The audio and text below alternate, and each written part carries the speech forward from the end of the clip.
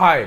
अब हमारा syllabus almost completed है और एग्ज़ाम भी बहुत पास आ चुके हैं, क्योंकि अब आयोग बन चुका है उत्तर प्रदेश में और बहुत जल्दी आपके टीजीटी पीजीटी एग्ज़ाम इस बार होने वाले हैं और नेक्स्ट एग्ज़ाम के लिए आप अभी से प्रिपरेशन कर रहे हैं, ये एक बहुत अच्छी बात है।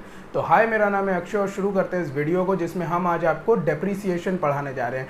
हमारी आज है क्लास नंबर 50 और इससे पहले हमने आपको जो भी मॉक टेस्ट दिए हैं या जो भी हमने आपको वन लाइनर्स MCQs जितनी भी चीज़ें हम आपको प्रोवाइड करते जा रहे हैं, उम्मीद कर रहे हैं कि आप सारी की सारी चीज़ें सॉल्व कर रहे हैं और सारी की सारी चीज़ें आपके समझ में आ रही हैं। तो क्लास नंबर 50 में डेप्रीसिएशन हम आज शुरू करने जा रहे हैं। देखो, बिना टाइम वेस्ट करे आते हैं नोट्स के ऊपर, और नोट्स में लिखा हुआ है क्या, डेप्रीसिएशन क्या होता है। भाई सभी को पता है डेप्रीसिएशन वैल्यू का कम होना होता है, ये बात सबको पता है, लेकिन इससे क्वेश्चन किस तरह से पूछे जाएंगे और इसमें जो भी MCQs आने हैं वो भी हम आपको आगे करा दे रहे हैं। ठीक है, डेप्रीसिएशन का मतलब होता है वैल्यू कम होना। अब वैल्यू किसकी कम होगी, जाहिर सी बात है एसेट्स की ही वैल्यू कम होगी, क्योंकि जिसकी वैल्यू होती है उसी की वैल्यू कम हो सकती है। अब एसेट्स कितने तरीके के होते हैं, एसेट्स आपको पता है टेंजिबल, इंटेंजिबल और वेस्टिंग एसेट। तो डेप्रीसिएशन अगर आप वर्ड यूज करेंगे, ये शब्द अगर आप यूज करेंगे डेप्रीसिएशन, तो ये टेंजिबल एसेट्स के लिए होगा, जो कि हम आपको पहले भी पढ़ा चुके हैं क्या होता है। ठीक है, अगर हम अमोर्टाइजेशन यूज करेंगे, अमोर्टाइजेशन शब्द एग्जाम में आता है ये चीज, तो ये इनटेंजिबल एसेट जैसे कि पेटेंट, गुडविल, ट्रेडमार्क वगैरह वगैरह के लिए होगा। अब यहाँ पे डेप्रीसिएशन में फिक्स एसेट लिखा है टेंजिबल वाला, इसमें एक फिक्स एसेट आता है जिसका नाम होता है लैंड। याद रखना, लैंड पे कभी भी डेप्रीसिएशन नहीं लगता है। लैंड एक ऐसी एसेट है जिसकी वैल्यू कभी कम नहीं होती, हमेशा बढ़ती ही जाती है। ठीक है, अगला देखिए, अगला है वेस्टिंग एसेट। वेस्टिंग एसेट जब यूज होगा तो उसके लिए हम शब्द यूज करेंगे डेप्लीशन। ठीक है, अच्छा वेस्टिंग एसेट क्या होता है, कोल, माइन, पेट्रोलियम, जो भी नेचुरल रिसोर्सेज होते हैं। ठीक है, नेचुरल रिसोर्सेज जितने भी होते हैं, जब भी वो वेस्ट होने लगते हैं तो उसका मतलब होता है हम डिप्लीशन कर रहे हैं उसका। ठीक है, आपको डेप्रीसिएशन, अमोर्टाइजेशन और डिप्लीशन समझा दिया क्या होता है। अब इसके मेथड क्या होते हैं, देखो इसमें बहुत कंफ्यूजन होती है। क्यों कंफ्यूजन होती है मैं बता रहा हूँ।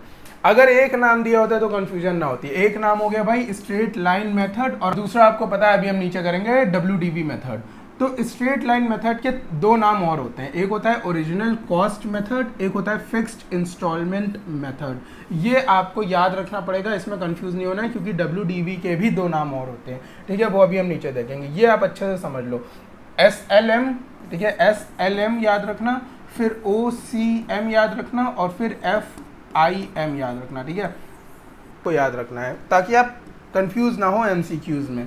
अभी हम आगे कराएंगे। देखो इसका एक फॉर्मूला होता है, बहुत आसानी से इसका फॉर्मूला समझ लो, एग्जाम में ये क्वेश्चन सॉल्व करने के लिए आ सकता है। एक फॉर्मूला होता है, बहुत सिंपल होता है। क्या, सबसे पहले होता है कॉस्ट, किसी भी एसेट की जो कॉस्ट है, ओरिजिनल कॉस्ट। एक चीज़ और पूछी जाती है, जो SLM मेथड होता है वो हम ओरिजिनल कॉस्ट पे निकालते हैं, और जो WDV होता है वो हम निकालते हैं बुक वैल्यू पे। अभी हम आपको आगे वो भी बताएंगे। ठीक है, याद रखना है SLM मेथड जो होता है ये आपका कॉस्ट पे निकलता है। एग्जाम में पूछा जाएगा कॉस्ट पे, बुक वैल्यू पे, ओरिजिनल वैल्यू पे, मार्केट वैल्यू पे, तो आपको याद रखना है SLM कॉस्ट पे। 100% ये क्वेश्चन आपके एग्जाम में आएगा। ठीक है, तो देखो कॉस्ट पे निकालते हैं, जो भी आपकी ओरिजिनल कॉस्ट है इंक्लूडिंग ऑल द एक्सपेंसेस। अगर मैंने मशीनरी खरीदी और उसमें उसके इरेक्शन में जो है 10,000 रुपये लग गए और मशीनरी मैंने खरीदी है 1 लाख की, तो हम 1,10,000 मानेंगे। ये बात आपको पहले से पता होगी, ये क्वेश्चन भी एग्जाम में आता है, आपने देखा होगा कई बार ये वाला क्वेश्चन जो है आपको प्रीवियस ईयर में देखने को मिलेगा। ठीक है, तो इंक्लूडिंग ऑल द एक्सपेंसेस हो जाता है। दूसरा हो जाता है हमारा स्क्रैप वैल्यू, इसमें से हम माइनस कर देंगे क्या, माइनस करेंगे स्क्रैप वैल्यू। स्क्रैप वैल्यू मतलब जो उसके कबाड़ की वैल्यू है। ठीक है, हमारे सारे नोट्स में इसी तरह लिखा रहता है, इसी तरह से हम समझाते हैं। ठीक है, बहुत आसान लैंग्वेज में। अभी हम आपको इसका प्रिंटेड फॉर्म भी आगे दिखा दे रहे हैं। ठीक है, स्क्रैप वैल्यू का मतलब है कि जब भी हमारे एसेट का यूज़ खत्म हो जाएगा और हम उसको बेचेंगे, कबाड़ के जो भी भाव जाएगा, 1 रुपये, 2 रुपये, 0 रुपये, 1,000, 2,000, 10,000, जितना भी वो कबाड़ की वैल्यू रखेगा उसको माइनस कर देंगे, डिवाइडेड बाय वर्किंग लाइफ। जितने साल वो चलेगा, जितने साल वो हमें फ़ायदा पहुंचाएगा, आपकी गाड़ी है, आपकी मशीनरी है, आपका कंप्यूटर है, जितने साल आपको बिजनेस में फ़ायदा पहुंचा रहा है, वर्किंग लाइफ। ठीक है, अभी हम इसके सारे MCQs भी आपको दिखा देंगे।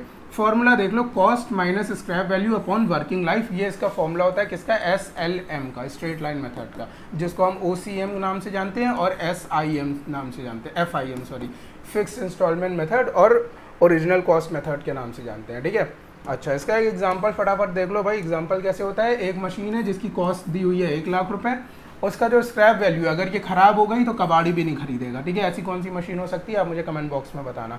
और उसके बाद जो उसकी वर्किंग लाइफ है वो 10 साल है, ठीक है, 10 साल की उसकी वर्किंग लाइफ है। तो वही फॉर्मूला लगाएंगे, 1 lakh minus 0 scrap value divided by 10, ठीक है। तो हमारा डेप्रीसिएशन कितना निकल आया, हमारा डेप्रीसिएशन निकल के आया 10,000 रुपये। इसका ये मतलब है कि अगले 10 साल में जब हम उसकी 10,000 वैल्यू कम करेंगे तो वो जाके 10 साल बाद ज़ीरो हो जाएगा। क्या हो जाएगा, ज़ीरो हो जाएगा, वो अंडा शून्य, ठीक है। ये चीज़ आप समझ गए होंगे। अच्छा, इसमें एक परसेंटेज निकालने का मेथड होता है, वो मैं आपको बता दूं। उससे पहले मैं आपको ये दिखा दूं कि जो हमारा कोर्स चल रहा है वो चल रहा है यूपी टीजीटी, एलटी ग्रेड और ईएमआरएस पीजीटी। यूपी टीजीटी आ चुका है, ईएमआरएस पीजीटी आ चुका है, एलटी ग्रेड अब नया आयोग बन चुका है तो वो भी आने वाला है बहुत जल्द। और मैं आपको बता दूं ये जो कोर्स है इसमें यूपी टीजीटी और एलटी ग्रेड तो कंबाइंड है, ईएमआरएस जो है वो अलग से है। इसकी फीस मैं आपको बता दे रहा हूँ, इसकी जो फीस है 5,000 रुपये है यूपी टीजीटी के लिए, ईएमआरएस पीजीटी के लिए। ये कोर्स जो है आपका लाइफ टाइम के लिए वैलिड रहेगा और इसमें आपको सारी एचडी क्लासेस जैसे कि आप ये वाली देख रहे हैं इसी तरह मिलेंगी। कंप्लीट सिलेबस हम आपका कवर कराएंगे जिसमें आपकी definitions, MCQs, previous year, mock test, सारी चीज़ें आपको मिलेंगी। और इसमें आप देख सकते हैं 60 ऑलमोस्ट वीडियो क्लासेस आपको देखनी है, ढंग से आपको जो नोट्स दिए जाएंगे वो पढ़ लेने और मॉक टेस्ट सॉल्व कर लेना है। आपका 100% सिलेक्शन के चांसेस हैं, ठीक है, 100% सिलेक्शन के चांसेस हैं। आप हमें ज्वाइन कर सकते हैं हमारे यूट्यूब चैनल कॉमर्स माफिया पे या फिर हमारे टेलीग्राम चैनल कॉमर्स माफिया पे, ठीक है। और अगर आपको हमसे कॉन्टैक्ट करना है तो ये हमारा कॉन्टैक्ट नंबर है और व्हाट्सएप नंबर तो आपको हमारा पता ही है, ये हमारा व्हाट्सएप नंबर है। आप इस नंबर पे हमसे डायरेक्टली व्हाट्सएप पे कॉन्टैक्ट कर सकते हैं। आते हैं वापस से अपने मेथड के ऊपर। तो मैं आपको बता रहा था कि इसमें एक परसेंटेज मेथड होता है। देखो परसेंटेज मेथड बहुत आसान है याद रखना। अगर आपको याद हो प्रॉफिट एंड लॉस में हम लोग निकालते थे प्रॉफिट अपॉन सीपी इंटू 100, मतलब जो प्रॉफिट हुआ है upon original cost price into 100। इसमें भी वही करना है, जो डेप्रीसिएशन है अपॉन कॉस्ट इंटू 100। इसी तरह से जो है आपका डेप्रीसिएशन का परसेंट निकल आएगा। बहुत ही आसान सी चीज़ है, एकदम बचकानी चीज़ है, मैंने आपको एक फॉर्मूले में बता दी, ठीक है। उसमें होता है प्रॉफिट अपॉन कॉस्ट इंटू 100, इसमें डेप्रीसिएशन अपॉन कॉस्ट इंटू 100, ठीक है। तो इससे आप डेप्रीसिएशन कितना परसेंट लग रहा है ये निकाल सकते हैं। ये क्वेश्चन भी एग्जाम में आ सकता है, ये क्वेश्चन ही एग्जाम में आते हैं, बहुत छोटे छोटे होते हैं ये वाले क्वेश्चन, ठीक है। अब देखो रिटर्न डाउन वैल्यू मेथड, अभी हमने वो देखा था। अब हम देखते हैं WDV मेथड। WDV को दो नाम से और जाना जाता है, डिमिनिशिंग बैलेंस मेथड और रिड्यूसिंग बैलेंस मेथड, ठीक है। WDV, DBM या फिर RBM, ठीक है, DBM, RDM या WDV, ये आपको याद रखना है। एग्जाम में कोई भी नाम पूछ लेगा आपको कंफ्यूज करना ही, MCQ वाले जो कॉम्पिटिटिव पेपर होते हैं उसमें कंफ्यूज करना ही उनका आपको काम होता है, ठीक है। आगे देखिए, इसका कोई फॉर्मूला नहीं होता है। देखिए मैंने क्या लिखा है, इसका ना कोई फॉर्मूला नहीं होता है, इसका कोई भी फॉर्मूला नहीं होता। सबसे आसान होता है इसमें क्या है कि आपको एक परसेंटेज दिया होगा डेप्रीसिएशन का, ठीक है। जो भी बैलेंस आएगा आपको उसी के ऊपर डेप्रीसिएशन निकालते चलना है। फॉर एग्जांपल देखो मैं बहुत ही आसानी से बता दूं, हालांकि पता तो आपको होगा ही, फिर भी मैं बता देता हूं। देखो कॉस्ट क्या है आपकी 1 लाख रुपए, डेप्रीसिएशन दे रखा है क्वेश्चन में 10%। अब फर्स्ट ईयर का डेप्रीसिएशन हम निकालेंगे, 1 लाख का 10% अगर हम निकालते हैं 10,000 रुपये तो आ जाता है हमारा 90,000 रुपये, ठीक है। ये हमारा नया बैलेंस आता है। फिर मैंने ऊपर आपको बताया था नए बैलेंस के ऊपर जो है वही डेप्रीसिएशन लगेगा। अगर ये पुराना वाला होता तो स्ट्रेट लाइन मेथड, तो उसमें हम क्या करते 1 लाख के ऊपर डेप्रीसिएशन निकालते चलते हर साल, लेकिन इसमें ये नहीं होता है। इसमें क्या होता है, इसमें हम 90,000 जो होता है 90,000 के ऊपर डेप्रीसिएशन निकालेंगे, जो हमारा नया आया 90,000 पे हमने निकाला, 90,000 पे हमने निकाला तो हमारे पास आ गया 9,000, फिर आ गया हमारा माइनस करा तो 81,000 नया बैलेंस। अब ये जो नया बैलेंस आया 81,000 उस पर हम निकाल देंगे 10%, बस खत्म। यही आपके एग्जाम में आना है, इससे ज़्यादा आपके एग्जाम में कुछ नहीं आना डेप्रीसिएशन से। लेकिन कुछ थ्योरी है जो आपके एग्जाम में आएगी, ये 2 न्यूमेरिकल आपके एग्जाम में आने, न्यूमेरिकल में इसी से आएगा। डेप्रीसिएशन क्या होता है जल्दी से देख लीजिए। डेप्रीसिएशन का मतलब होता है किसी भी एसेट की वैल्यू जो है, आप कोई भी एसेट खरीदेंगे तो वो डिटोरिएट होगी, मतलब कि वो कम होगी। कैसे कम होगी, वियर यूज़ करेंगे और जितना आप यूज़ करेंगे तो वियर एंड टियर होगा उसमें, उतना ज़्यादा उसमें टूट फूट या कोई ना कोई खराबी तो होगी मशीन में। इसी को हम बोलते हैं डेप्रीसिएशन। और जब वो चीज़ हमारी ख़त्म हो जाएगी तब हम नया अचानक से कहाँ से लेके आएंगे 1 लाख रुपए का। इसलिए हम डेप्रीसिएशन को एक छोटा छोटा अमाउंट हर साल निकालते जाते हैं और लास्ट में उतना ही पैसा इकट्ठा हो जाता है। तो जब भी हमारी वो चीज़ वेस्ट हो जाती है, ख़त्म हो जाती है, तो हम उसके लिए नया ले आते हैं। अब यहाँ थ्योरी में आपको ये जानना है कि मैचिंग प्रिंसिपल इसमें होता है, ठीक है। मैचिंग प्रिंसिपल, अकाउंट्स के सारे प्रिंसिपल और कॉन्सेप्ट हम आपको क्लास नंबर 1 में समझा चुके हैं, तो इसमें मैचिंग प्रिंसिपल जो है काम आता है। इसमें और क्या है, depreciation is use for physical asset while amortisation is use for intangible asset.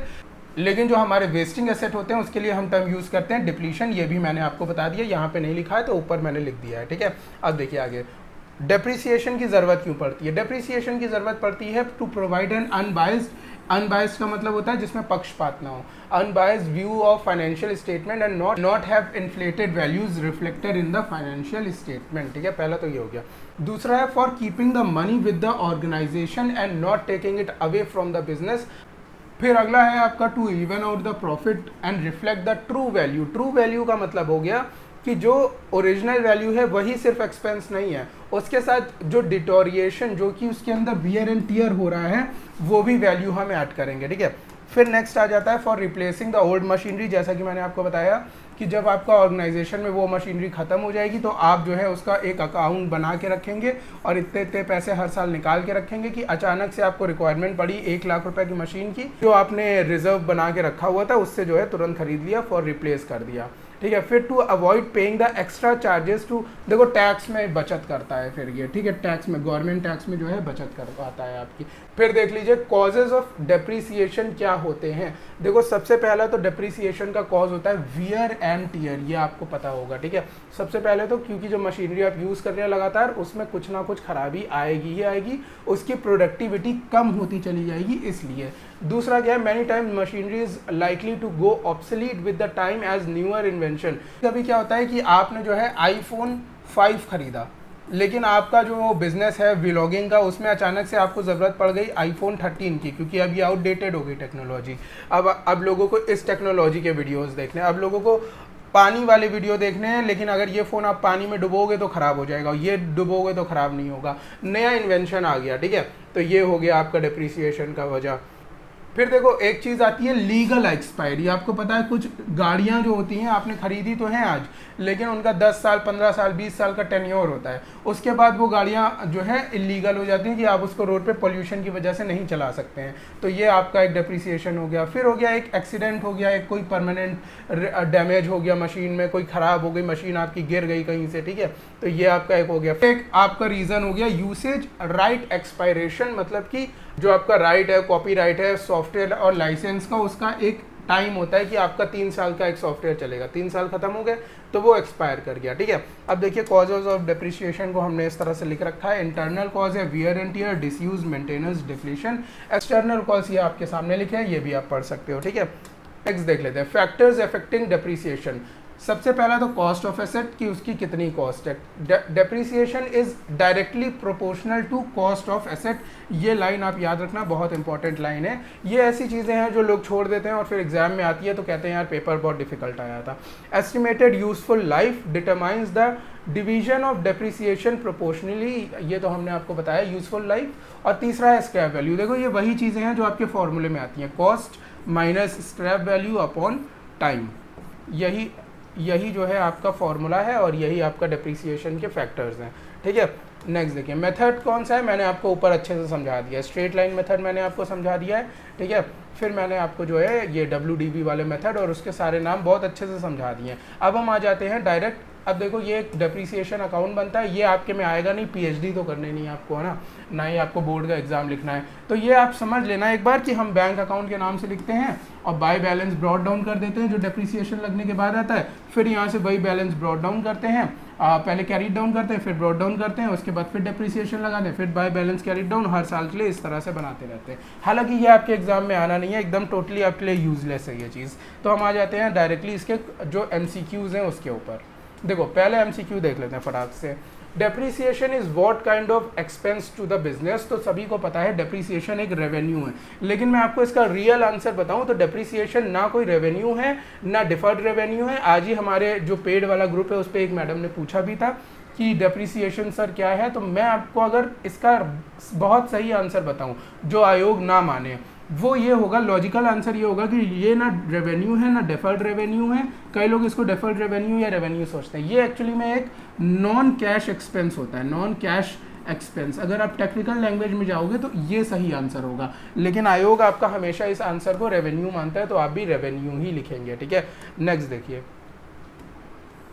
अगला क्वेश्चन आपसे पूछा जा रहा है, on which price of asset depreciation is calculated under SLM. मैंने आपको बताया था एसएलएम में कॉस्ट पे होता है, एसएलएम में कॉस्ट प्राइस पे होता है, ठीक है।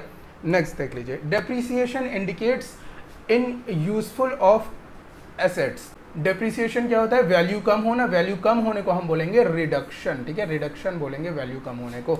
नेक्स्ट देखिए, under which method annual amount depreciation remains identical, मतलब कि जिसमें सेम रहता है। तो मैंने आपको बताया स्ट्रेट लाइन मेथड में वो हमेशा 1 लाख था तो 1 लाख ही रहेगा, वो चेंज नहीं होगा 1 लाख, ठीक है। तो ये मैंने आपको बताया था।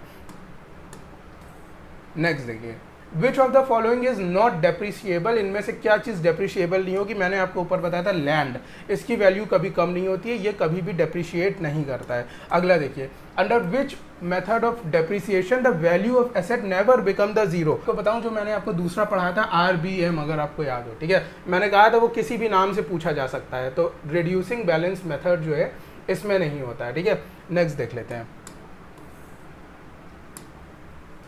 Depreciation is generated due to, depreciation क्यों होता है, वियर एंड टीयर से होता है, ये सबसे मुख्य कारण है इसका, बाकी जो भी हमने आपको रीजन बताया वो तो होते ही हैं। अगला देखिए, to which of the following depreciation is applicable, depreciation इनमें से कैपिटल पे होगा, कैपिटल पे लगेगा, ठीक है। सेल्स लाइबिलिटीज पे कभी डेप्रिसिएशन नहीं लगेगा, सिर्फ कैपिटल पे लगेगा। अगला देखिए, नेक्स्ट है, which of the following expense is not paid in the cash. तो मैंने आपको बताया डेप्रिसिएशन, डेप्रिसिएशन एक नॉन कैश एक्सपेंडिचर है, ठीक है, आपको याद रखना है नॉन कैश एक्सपेंडिचर है, ठीक है। अगला देखिए, where does the loss on sale of machine will be recorded, ये कहाँ पे रिकॉर्ड करा जाएगा, loss on the sale of machine. तो कई लोग इसमें प्रॉफिट लॉस अकाउंट लिख देते हैं, लेकिन ये आप रिकॉर्ड करेंगे credit side of machinery account, ठीक है, credit side of machinery account, loss on the sale of machinery. अगला देखिए, according to the straight line method of providing depreciation, the depreciation straight line में क्या होता है, तो आपको पता है एकदम कांस्टेंट रहता है। जो आपने एक बार लगाया 10%, तो वो हर साल 10% ही लगेगा, कभी भी बदलेगा नहीं। अगला देखिए, total amount of depreciation of an asset can not exceeds it, क्या नहीं एक्सीड कर सकती है, डेप्रिशिएबल वैल्यू, ठीक है, डेप्रिशिएबल वैल्यू है, उससे ज़्यादा नहीं हो सकती है डेप्रिसिएशन की अमाउंट, ठीक है। अगला देखिए, according to fix instalment method, fix instalment आपको पता है क्या होता है, FIM और आपका जो स्ट्रेट लाइन मेथड है ये सब एक ही है, ठीक है, मैंने आपको पहले ही बता रखा है, ठीक है। तो इक्वल इंस्टॉलमेंट मेथड ये सब आपका एक ही है। तो आपका क्या है इसमें, ओरिजिनल कॉस्ट पे, मैंने आपको बताया था कॉस्ट के ऊपर होता है, ठीक है। आगे देख लेते हैं, नेक्स्ट क्वेश्चन देखिए, क्वेश्चन नंबर 14, सैल्वेज वैल्यू का मतलब क्या होता है, तो एस्टिमेटेड डिस्पोजेबल वैल्यू की कबाड़ में क्या भाव जाएगी, ठीक है, कबाड़ में इसका क्या भाव बिकेगा, वही इसकी सैल्वेज वैल्यू, स्क्रैप वैल्यू होती है, ठीक है। आगे देखिए, depreciation is calculated under diminishing balance method, मैंने आपको ये चीज़ भी बताई थी ऊपर, डिमिनिशिंग वाले में बुक वैल्यू पे होता है, ठीक है, याद रखना।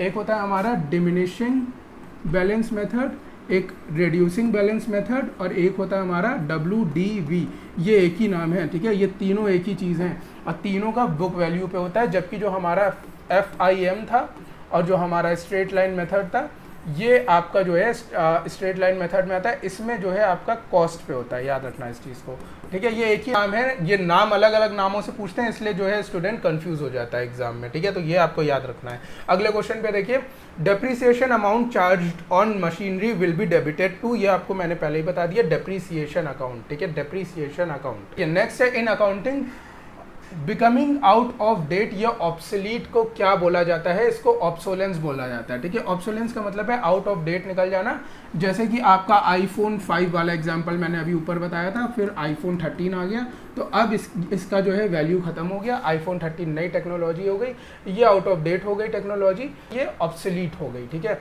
नेक्स्ट क्वेश्चन पे आते हैं, नेक्स्ट क्वेश्चन है, at the end of year depreciation account is transfer to, भाई जाहिर सी बात है प्रॉफिट एंड लॉस अकाउंट में, PL अकाउंट में डाला जाएगा उसको, ठीक है।